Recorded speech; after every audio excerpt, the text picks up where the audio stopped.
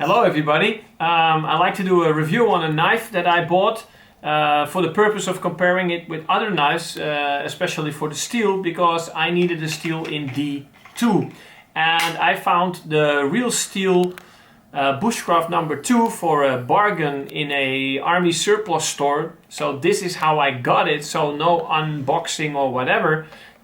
This is just the knife in D2 and in a Kydex sheath, which has a really nice positive lock and no rattle, no nothing. So really good price, because it's only about 50 euros.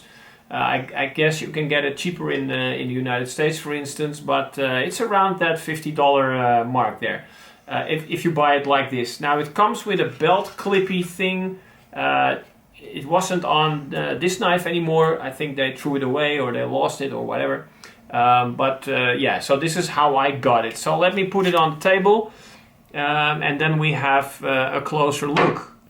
This is the real steel Bushcraft number 2. So this one is actually out of production as far as I can tell. That's why you can get it really cheap. It's also in D2 steel. That is hopefully visible here on the edge. So how can we get this price so low? Because I want to compare it with knives actually more in the $100 and plus range.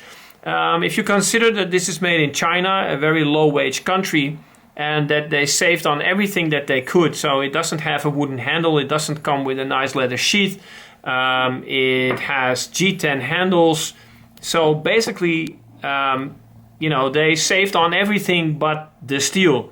And then you of course can get a knife this cheap, but would this be made in Europe or in America? I reckon if you would put a handle on it with wood, curly birch, and you would put a decent sheath on it, leather, I would say that would add easily $40–50 euros, and then you would probably get closer to that price range.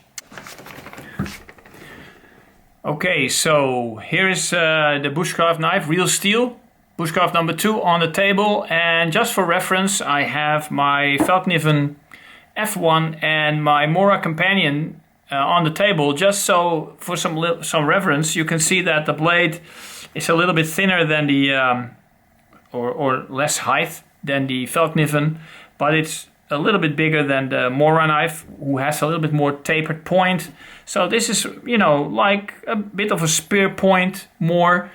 So it has the tip a little bit more to the center, and of course it has some jimping there on the blade. So let's go over the specs. The height is 2.5 centimeters, or about 1 inch approximately. Then we have the length of the blade, 10.4 centimeter, which is about 4.1 inch. Then we have the thickness, which is 3.5 millimeters, and you know, it's a little bit thinner than the Feldkniven, as you can see. Yeah, but it's a beefy knife, and it's thicker than the Mora for sure. So, you know, the Mora knife, of course, being a great slicer, this will be somewhere in between. Yeah.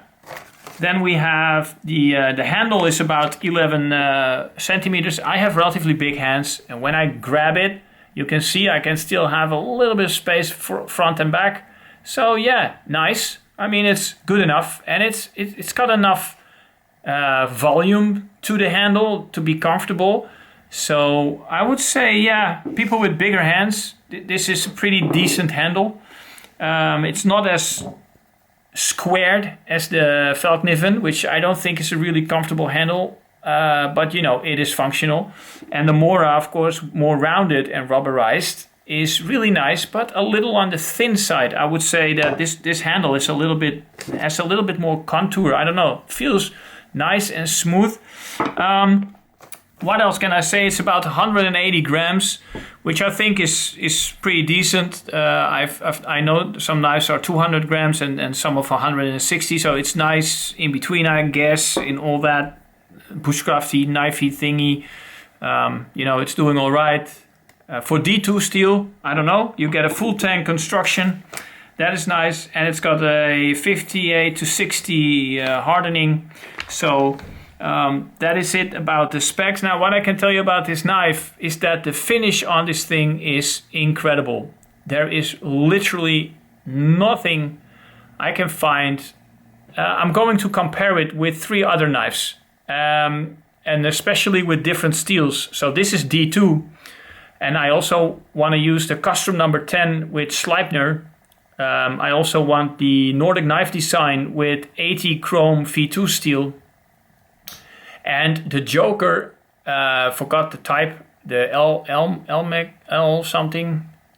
Now, anyways, it has the 14C28 steel, and I just want to see which one performs the best in average normal use. A little bit of bushcrafting, a little bit of camp stuff. Alright, I'll leave some specifications at the end, and then I only have one thing to do. The third one in the lineup. Okay, so we now did 3 knives, 3 different steels, D2, 80 chrome, V2 and Sleipner, and I'm waiting for the Joker Ember with the 14C28 steel. I'll do a short overview when I get the knife, and then we'll be testing them side by side to see what steel performs the best for this price range. Alright, thanks for watching and see you next time.